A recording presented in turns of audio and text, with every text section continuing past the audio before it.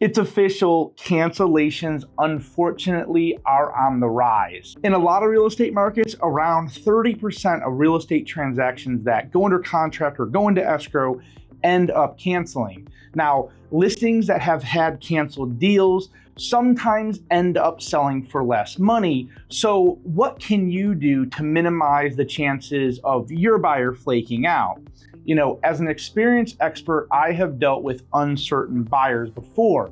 That's why today I'm sharing why buyers are leaving deals in this market, and I will explain to you what to do to stop a cancellation before it happens. The first point that I want to make here is buyers do get buyer's remorse. You know, the market is definitely slower than it used to be, but that does not mean that buyers aren't feeling pressure to make decisions quickly.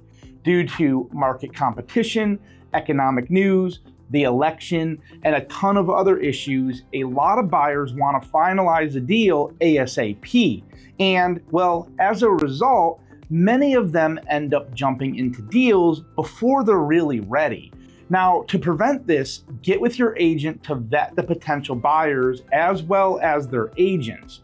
If they're pre-approved and have a strong motivation for moving, they will much more likely follow through on your home. Now, here's a pro tip.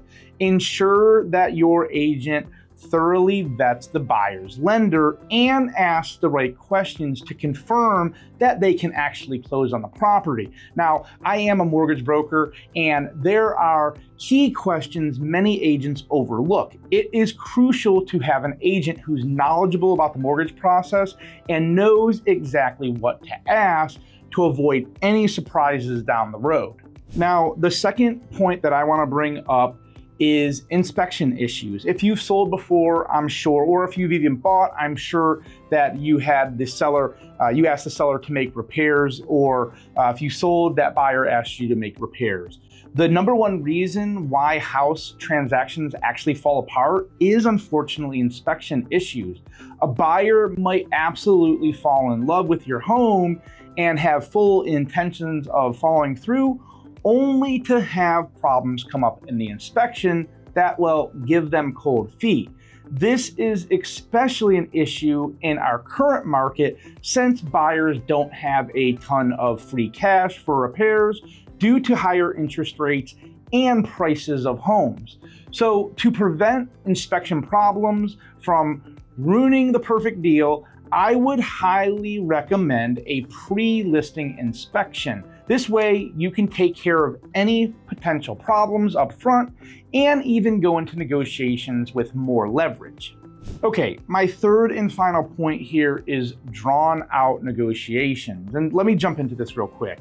The longer you spend negotiating, the more chances you give the buyer to walk. In my experience, most drawn out negotiations are sometimes the result of appraisals coming in lower than expected. You know, a lot of people, they want to try to maximize as much money as they can in their appraisal, so they do tend to overprice their property, which can change your buyer's financial situation with their bank if the appraisal does come in lower. So to prevent these problems, work with your agent before you list to find that perfect price that will net you the most amount of money, but not cause you any appraisal issues.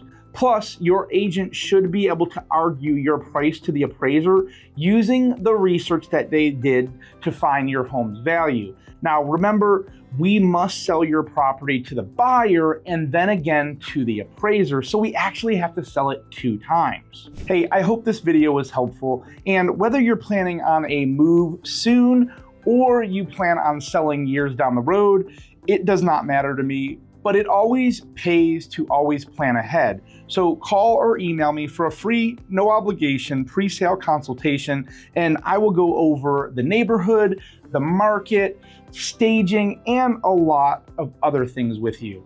I look forward to hearing from you soon. Take care.